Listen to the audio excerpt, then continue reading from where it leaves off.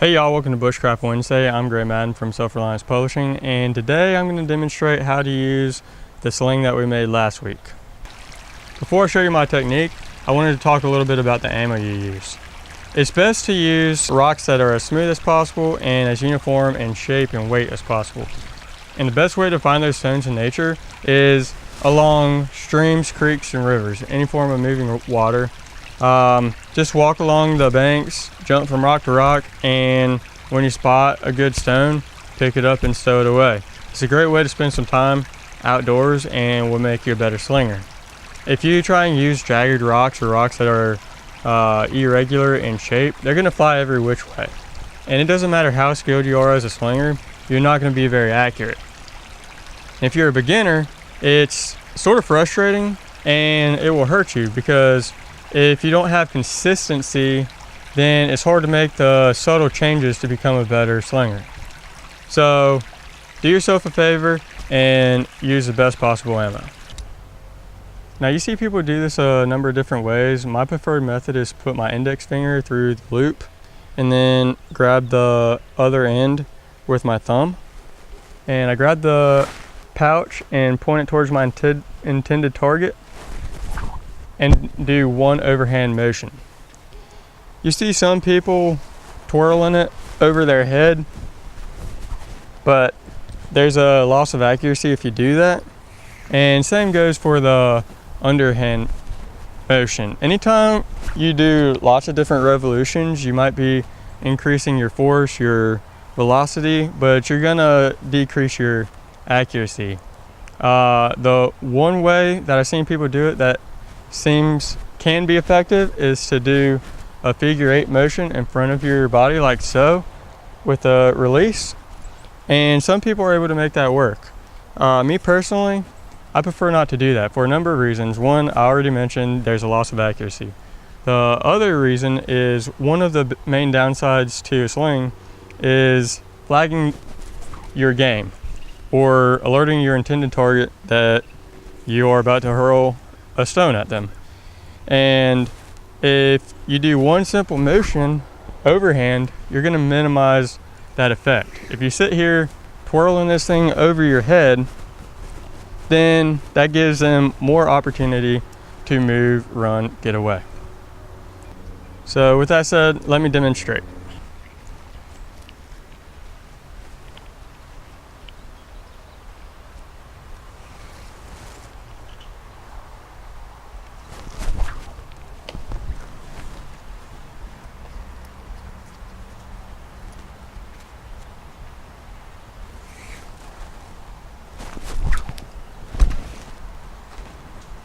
When you start practicing, you're going to want to do gentle motions. Don't be concerned with force or velocity. Just do your best to try and get the stones going in the right direction.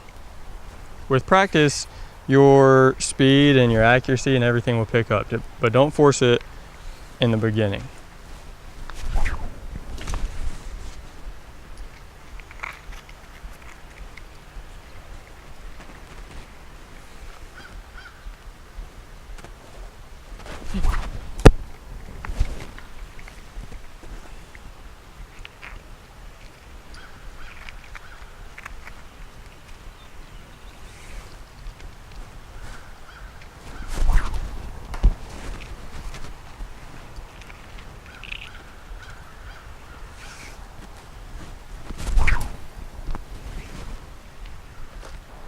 I'd also like to go over some disadvantages of the sling. One of them I've already mentioned is flagging game.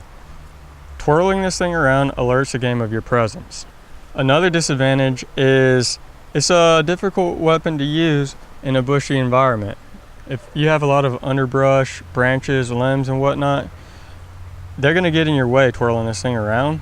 You got to be in a relatively clear area to use this effectively. Even if you're standing in a clear area, if you've got a lot of bush in between you and your game, then you're going to have a hard time getting the stone there without hitting a branch and having it get deflected off of its course.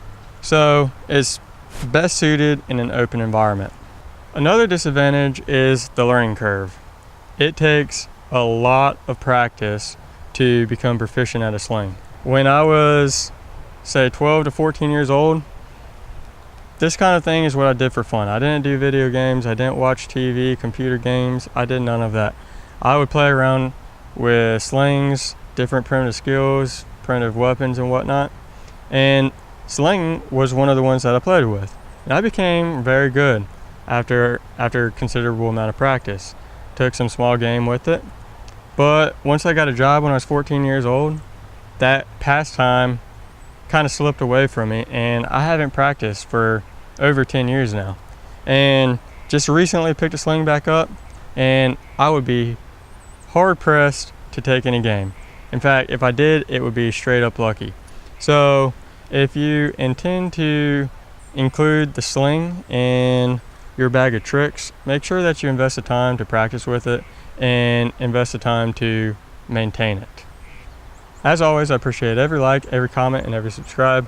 Thank you for watching, and we will see you next time.